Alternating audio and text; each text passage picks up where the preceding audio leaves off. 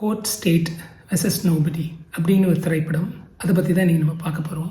2013 வைசாகில் நடக்கிற மாதிரி இந்த கதை ஆரம்பிக்குது. ஒரு இளைஞனோட கேஸ் 78 நாட்கள் ரிமாண்டில் இருக்கிற ஒரு இளைஞனோட கேஸ் வந்து கோர்ட்டில் பேசப்படுது. 4 நாளில் ஃபைனல் ஜட்ஜ்மெண்ட்னு வெளியில் வராங்க அந்த இளைஞனோட நண்பர்கள். அந்த நண்பர்களுக்கு மோகன் ராவ் அப்படிங்கிற ஒரு சிறந்த லாயர் பற்றி சொல்கிறாங்க. அவருடைய அசிஸ்டண்ட்டுடைய நம்பர் கிடைக்கிது. அதை வச்சு அந்த அசிஸ்டண்ட்டை கான்டாக்ட் பண்ணுறாங்க. அவரோட அசிஸ்டண்ட் யாருன்னா தேஜா பிரியதர்ஷின்னு நம்ம நிறைய படங்களில் பார்த்துருப்போம். ஹீரோக்கெல்லாம் ஃப்ரெண்டாக வந்திருப்பார். இந்த மோகன் ராவையும் இந்த சூரிய தேஜா அவர் 2 பேரையும் அறிமுகம் பண்ணும்போது மோகன் ராவ் ஒரு கேஸ் ஆடுவார். அதை பற்றி சூரிய தேஜா தன்னுடைய ஃப்ரெண்ட்ஸ்கிட்ட வந்து சொல்லும்போது அவர் என்னென்னலாம் பாயிண்ட்ஸ் சொல்கிறாரோ அதையே மோகன் ராவ் சார் கேஸை டிஸ்மிஸ் பண்ண வைப்பார் அப்படின்ற மாதிரி இந்த திரைக்கதை ஆரம்பிக்கும். இதை பார்த்து அந்த ஃப்ரெண்டு சொல்லுவார், ஏன்னா இவ்வளோ திறமை வச்சிருக்க, உனக்கே தனியாக கேஸ் கிடைக்கல, 3 வருஷமா அவரோட இருக்கியே அப்படின்னு கேட்கும்போது இதனால மோட்டிவேட் ஆன தேஜா மோகன் ராவ் சார்ட்ட போய் கேட்பார், சார் நானும் தனியாக ஒரு கேஸ் எடுக்கிறேனே அப்படின்னு சொல்லும்போது, கேஸ் எடுக்கிறதுக்கு நீ ரொம்ப அவசரப்படுற, உனக்கு பொறுமை வேணும் அப்படின்னு சொல்லிட்டு தள்ளி போடுவார். இதை எப்படி சொல்றதுன்னா, கிரிக்கெட்ல ஒரு எக்ஸ்பீரியன்ஸ்ட் கேப்டன் என்ன பண்ணுவாருன்னா, டாஸ் போட்டதுக்கு பிறகு போன மேட்ச்ல சமத்தையா அடி வாங்கியிருப்பார் ஒருத்தவர், ஒரு பவுலர். ஒரே ஓவர்ல 24 ரன் கொடுத்திருப்பாரு. ரூல்ட் அவுட் ஆயிட்டாரு அப்படின்னு பேசிட்டு இருக்கும்போது அவர் திருப்பி கொண்டு வருவாரு. எல்லாரும் கடுப்பாவாங்க. இந்த அசிஸ்டன்ட் கேப்டன் வந்து குதிப்பாரு, ஒரே அப்படி பொறுப்பே இல்லாம இருக்காரு, நான் ஒரு டெசிஷன் சொல்றேன் அதை கேட்க மாட்டேன்றாரு அப்படின்ற மாதிரி ஒரு அசிஸ்டன்ட் கேப்டன் குதிப்பாரு. போய் மேட்ச் ஆடுவாங்க. அதே மாதிரி அந்த கொண்டு வந்த பவுலர் வந்து பவர் பிளேலையும் கொடுப்பாரு. பவர் பிளேல கொடுத்தவங்க இன்னும் வந்து மக்கள் வந்து ரொம்ப டென்ஷன் ஆயிடுவாங்க. ஆனா கேப்டன் எதிர்பார்த்த மாதிரி அந்த பவர் பிளேக்கு வந்து அந்த போன மேட்ச்ல அடி வாங்கின அந்த பவுலர் இந்த மேட்ச்ல நல்லா போட்டு நிறைய விக்கெட்டுகளை எடுப்பார். இது நிறைய மேட்ச்கள் நிறைய பார்த்துருப்போம். நம்ம ஏன் அப்படி பண்ணன அப்படின்னு நம்ம கேப்டன் போய் கேட்டோம்னா சொல்லுவாரு, அது போன மேட்ச் டே மேட்ச், அவன் வந்து அடி வாங்கிட்டான். ஆனா இந்த மேட்ச் வந்து சேசிங்ல இருக்கும், செகண்ட் பவுலிங் வரும், இவன் வந்து ரிஸ்ட் பவுலர், அதனால டியூ வந்து இருக்கும், இந்த டியூ வந்து இவனாலதான் மேனேஜ் பண்ண முடியும், அதனாலதான் இவனுக்கு விக்கெட் விழுந்துச்சு அப்படின்ற மாதிரி சொல்லுவாரு. அதனாலதான் டாஸ் நம்ம தோத்த உடனே சேசிங்னு தெரிஞ்ச போது நான் வந்து இந்த பவுலர் எடுத்துட்டேன் அப்படின்னு சொல்லுவார். ஸோ வந்து இது வந்து எக்ஸ்பீரியன்ஸ்ல தான் கிடைக்கும், நம்ம அவசரப்பட்டா கிடைக்காதுன்ற மாதிரி நம்ம நிறைய இடத்துல பார்த்துருப்போம். அதே மாதிரி தான் ஒரு இந்த தேஜாவும் அவசரப்படுறது, எப்படி அவசரப்படுறாருன்னா அந்த அசிஸ்டன்ட் கேப்டன் குதிக்கிற மாதிரி அவசரப்பட்டு டென்ஷன் ஆகி ஃப்ரஸ்ட்ரேட் ஆகி நிற்பாரு. இந்த நேரத்தில் தான் அவங்க வந்து இந்த ஃப்ரெண்ட்ஸ் வருவாங்க. 2 நாளா மோகன் ராவ் சார் பிஸியா இருக்கிறதுனால அவங்கள போக விடாம, ஏன்னா கேஸ் 4 நாளா ஜட்ஜ்மெண்ட் இருக்குது,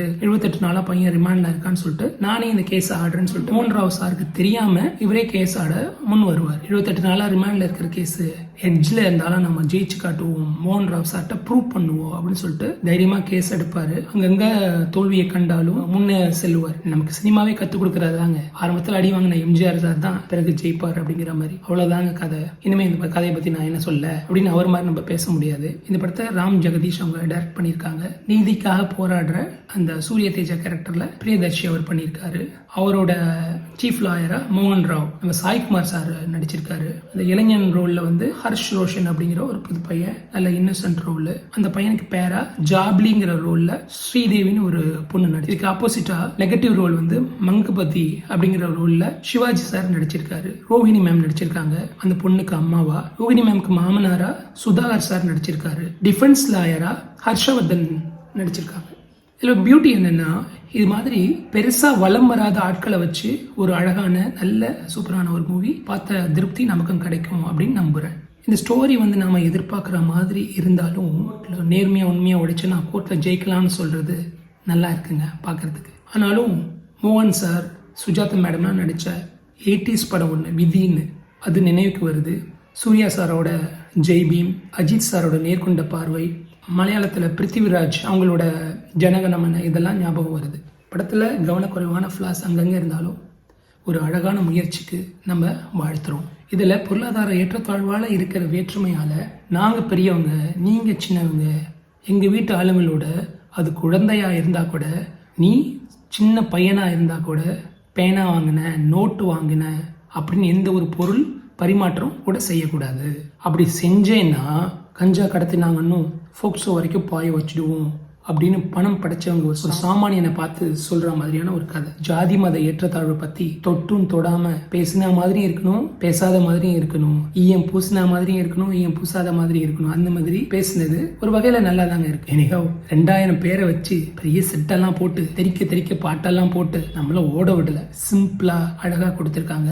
சிம்பிளா குயிக்கா அடுத்தடுத்த வாய்தாவை நமக்கு காட்டியிருக்காங்க. நிறைய ஷார்ட்ஸ் பாக்குற உலகமா இருக்கு, இதுல என்ன வளவல கொல அப்படின்னு நினைச்சு இது மாதிரி செஞ்சுட்டாரோ என்னவோ தெரியல. ஒரு நல்ல கதையை சொல்றதுக்கு பெரிய மாஸ் ஹீரோ, பெரிய ஹீரோயின், ஹீரோ பட்டாளம் இதெல்லாம் தேவையில்லை. ஒரு நல்ல கதை அமைஞ்சா போதும் அப்படின்னு நினைச்சு இவங்களே போதும்னு சொல்லி அந்த முயற்சிக்கு நம்ம வாழ்த்துறோம். இதை பத்தி ரிவ்யூ பண்ணவோ குறை சொல்லவோ நாம அந்த கலர் சட்டை போடல. நம்மள்ட்ட உள்ளது பர்பிள் கலர் சட்டை தாங்க. ஏன்னா பெரிய முயற்சியோட கதை எழுதி அதை திரைக்கதையா வடிவமைச்சு அதை ஒரு ப்ரொடியூசர்கிட்ட கன்வே பண்ணி அவங்கள ஒத்துக்கு வச்சு அதுக்காக அலைஞ்சு திரிஞ்சு காஸ்ட் எல்லாம் பார்த்து அதுக்காக நாட்களை ஓடி கஷ்டப்பட்டு அந்த முயற்சிக்கு அழகான ஒரு வடிவமா கொடுத்திருக்க அந்த இயக்குனருடைய முயற்சிக்கும் குழுவிற்கும் ப்ரொடியூசருக்கும் மனமார்ந்த பாராட்டுகளும் நன்றிகளும். இப்போ உள்ள யங்ஸ்டர்ஸ், காலேஜ், ஹையர் ஸ்கூல் படிக்கிற பசங்களுக்கு லா அண்ட் ஆர்டர் விஷயம்னா போலீஸ்க்கும் லாயருக்கும் நடக்கிற விஷயம்தான் அப்படின்னு நினைக்கிறாங்க.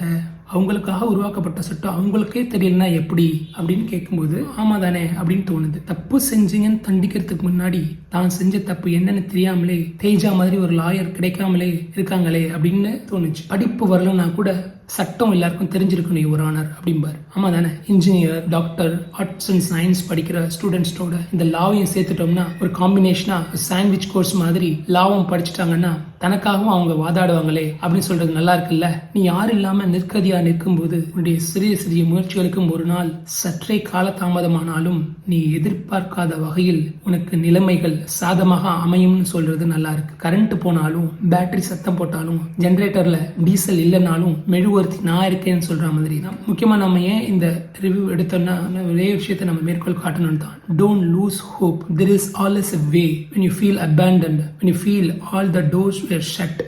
கடைசியா ஒரு விஷயம், 17வது வருடம் 364வது நாள்ல வராத ஒரு மெச்சூரிட்டி 18வது வருடம் முதல் நாள்ல வந்துடும் அப்படின்னு எப்படி நம்புறது யுவர் ஆனர் அப்படின்னு கேட்கும்போது ஜட்ஜ் மாதிரி நாம முடிக்கிறோம். Thank you so much.